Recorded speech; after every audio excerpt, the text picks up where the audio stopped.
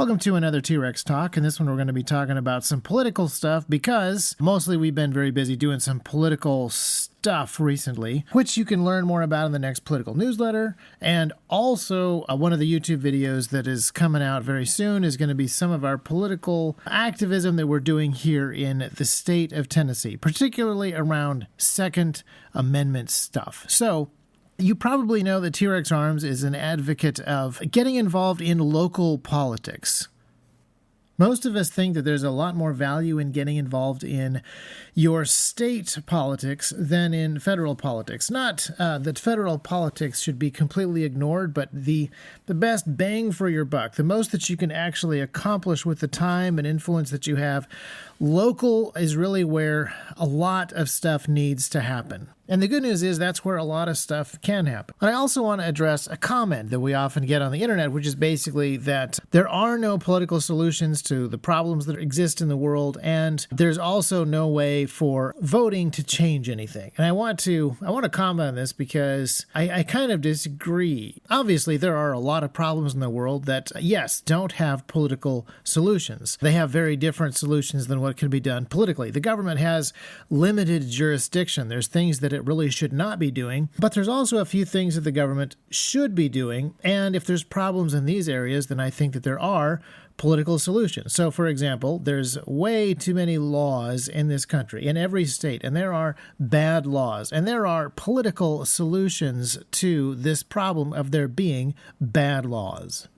But what about this argument that voting doesn't change anything? The evidence certainly seems to support this idea that voting doesn't change anything. And I would say it depends on the voting. If all you do is wait until Election Day, go in, and then pick Team Elephant or Team Donkey, that vote isn't going to change anything. As long as we're sending people like Dan Crenshaw to the legislature, we're not going to change anything. But on the other hand, if we can send more guys like Thomas Massie to the legislature, that does change things. Things could be very different. So the big question is, how do we make sure that we send guys like Thomas Massie to be our representatives and not the Dan Crenshaw types, or worse? I don't want to say that he's the worst possible option, but I am saying that if you pick him because he is Team Elephant and you believe that Team Elephant is always going to support your rights and always going to shrink government and always going to lower spending and lower taxes, there's a lot of elephants out there that disagree with you. So clearly something has to be done beyond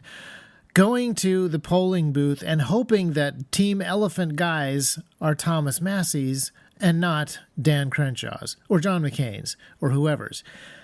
And the answer is that you got to be more involved in who we actually send to Washington or to your state capital than just showing up at the booth and checking the box with the R next to it. If you can get to know the Thomas Massies or the Dan Crenshaws ahead of time, then you actually know what they're like. You actually have a much better idea of whether or not they should be sent to represent you. So it's very important that you pay attention to these local guys that are doing stuff in your state so that you actually know what their track record is like, what their character is like, before you send them to Washington to represent you. And this is why I actually think that you need to get involved in local politics. For several reasons. Number one, a lot of stuff actually happens at that local level. But the other reason is that, generally speaking, the people who are doing stuff at the federal level come from local. So it's very important that you pay attention to these local guys that are doing stuff in your state so that you actually know what their track record is like, what their character is like, before you send them to Washington to represent you. And at the same time, there's a lot of stuff that can be done at that local level. There are guys who are never going to go to Washington, and that's a really, really good thing because they don't want to be involved in the swamp. They want to stay where they can directly be involved in the lives of the people who they represent, and they want to create a freer Tennessee, for example, or a freer Florida, or a freer Texas, or a freer wherever, and actually disentangle themselves from the federal government. Get back to that good old 10th Amendment, which some of the founders said was actually the foundation of the Constitution, the 10th Amendment. So get involved in your local politics. There's lots and lots of reasons to do so. And now, another question that we get a lot is, how do you actually do that? How do you actually figure out how to get involved in local politics? And I think that you start as local as you possibly can. Look around your county. county. Visit your county commissioners' meetings, get to know your county commissioners, and then elections will come up. Now, the good news is, it's an election year. We got midterm elections going on. There's a whole bunch of people running for office later this year. Now is when they begin campaigning. Now is your opportunity to talk to them. If you live in the middle of a giant city, it may be difficult to get some time with the people who are running for mayor. But if you live outside of a big city, it will not be difficult. These guys actually want to talk to you because they want to personally ask you to vote for them. Getting time with politicians is never easier than during an election season. In fact, sometimes it's hard to get away from the politicians. But I would actually argue that you take a step further back from that. I would argue that you need to find people in your local community who are worthy to actually send into politics. The people who you want to represent you may not be the people who already have their grubby fingers in politics. It's possible that you want to find leaders in your local area, people who are involved in, fire department, people who are involved in EMS or EMA, people who are already involved in serving within churches, within civics organizations, all kinds of different opportunities, possibly businesses. And you need to go to these guys and encourage them to run for office because they represent you better than your average political type dudes. And when it comes to, again, these giant cities or the federal level, running for office is an incredibly daunting prospect that involves millions or more dollars. It involves a huge amount of time. It involves a huge amount of travel, etc. But running for county commissioner is a little different. It is within everybody's grasp. And even your lowly county commissioner has a tremendous amount of power. Now, it isn't necessarily power over individuals the way that, say, Nancy Pelosi believes that she has, but it is power over how a community is going to develop.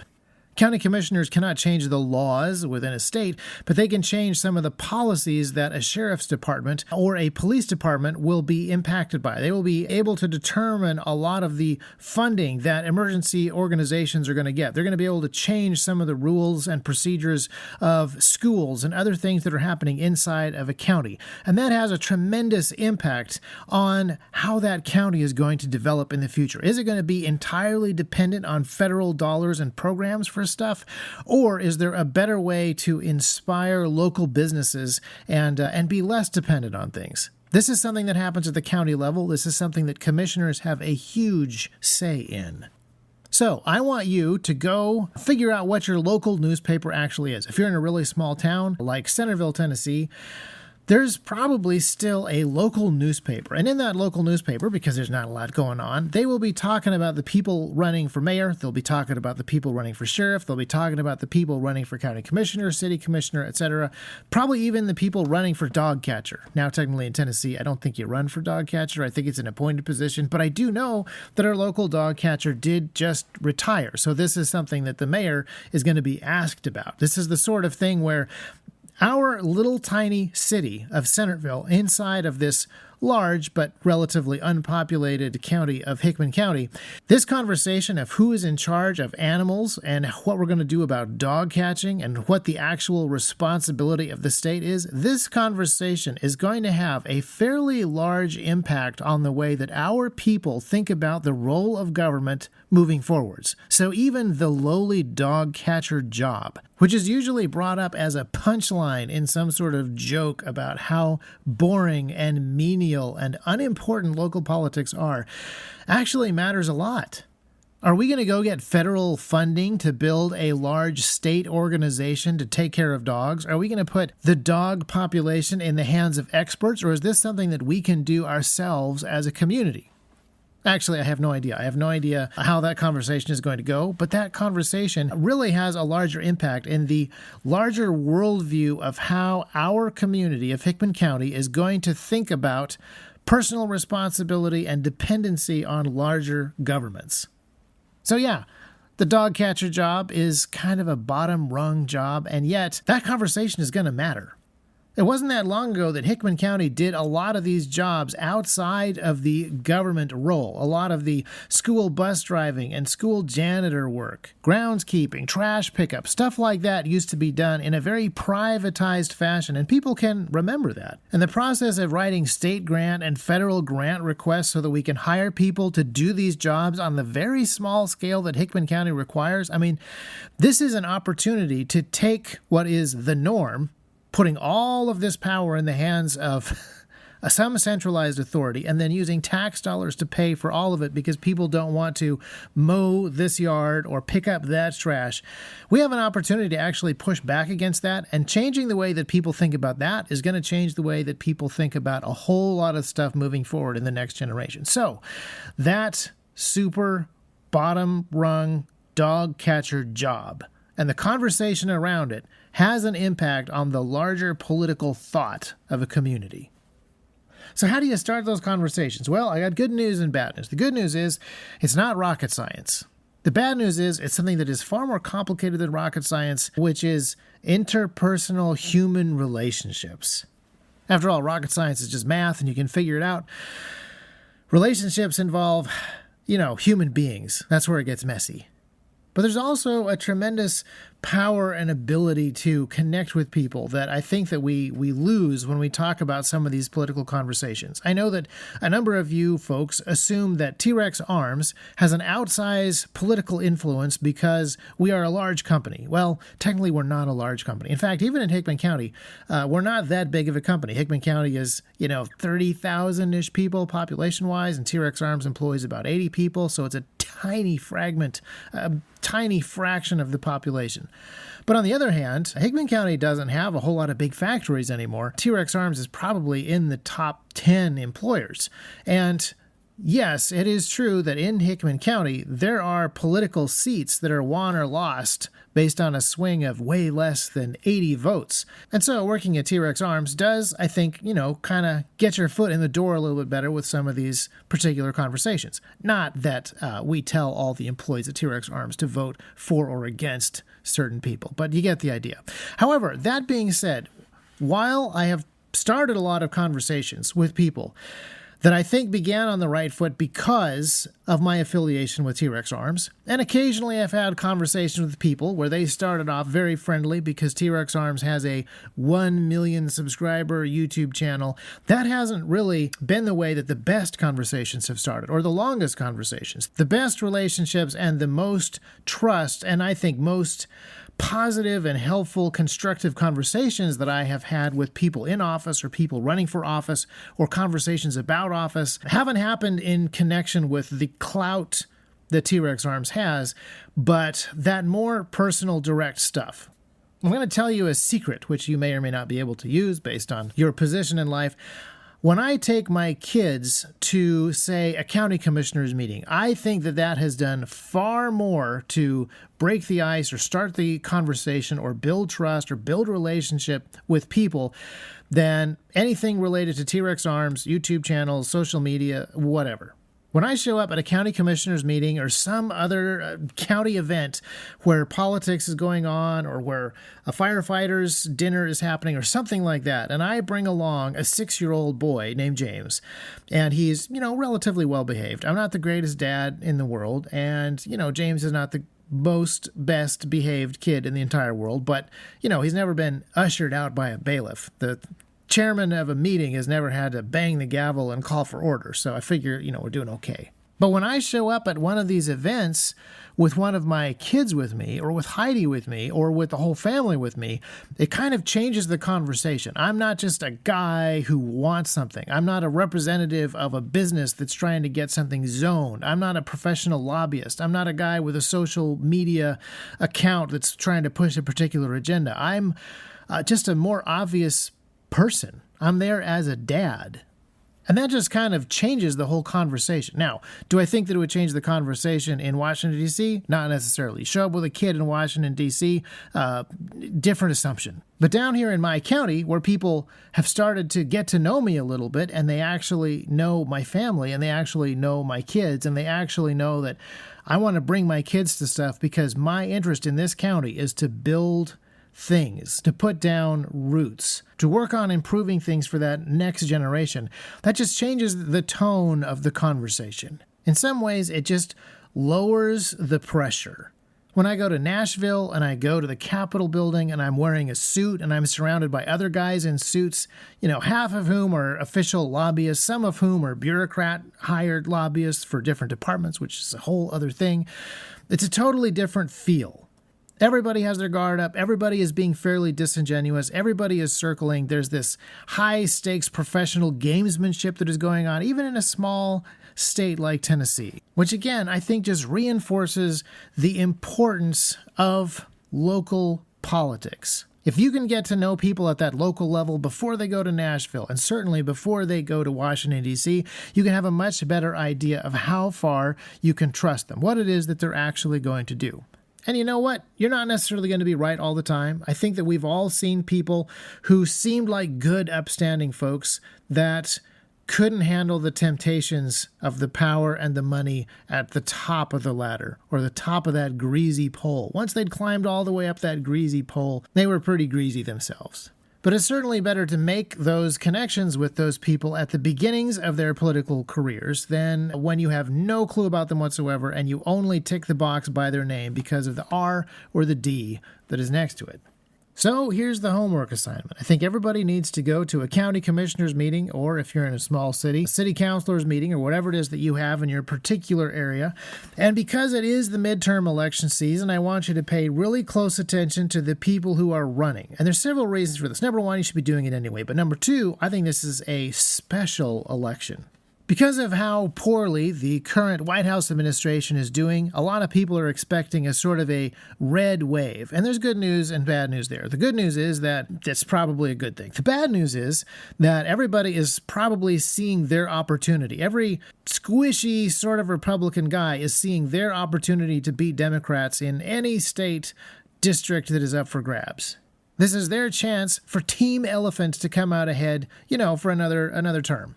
So I think it's really important that we get to know who some of the folks are running in the primary so that we can vote for the guys who want to go there for the right reason and not the opportunists who just see that the timing is right for them to get into the pork barrel. So within the next week or two, you are going to know who is running for the Republican seats in your area. And this is your opportunity to get to know them before the primaries so that you know who you can actually support, who actually is going to represent you.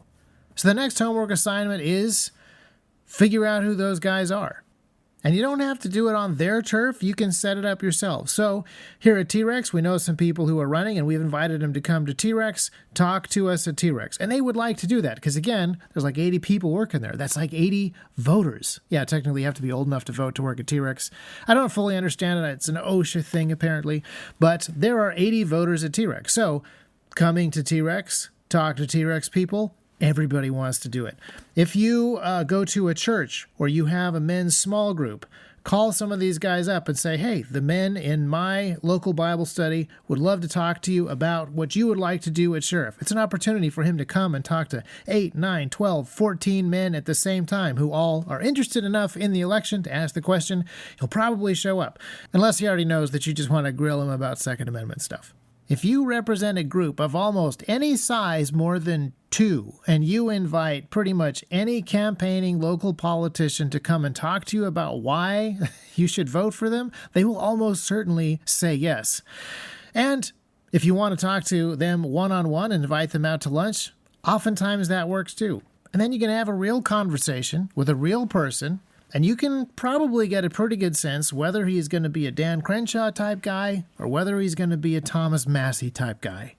Will you know for sure? Probably not. Will you know something more than nothing? Yes. And if he does go on to be a county commissioner or a state rep or something like that, you've already started the conversation with him. You've already started this relationship. You can continue to keep up with him and follow up and encourage him to be more of a Thomas Massey than, the other thing.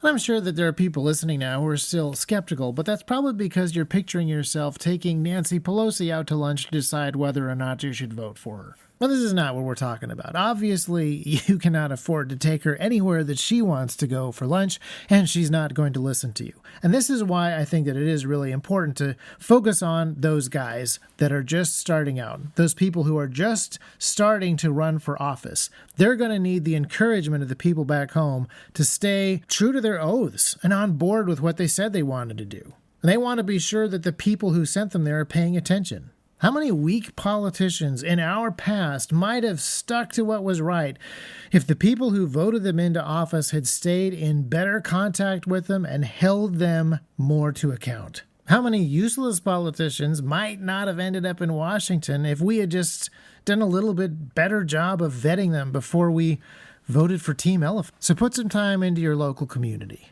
Partly because you need to be in better touch with the people who are eventually going to go on and represent that community in politics, but also because you need a better understanding of who's actually in your community that you could be serving. Which, by the way, is how we find the non-political solutions to these political problems.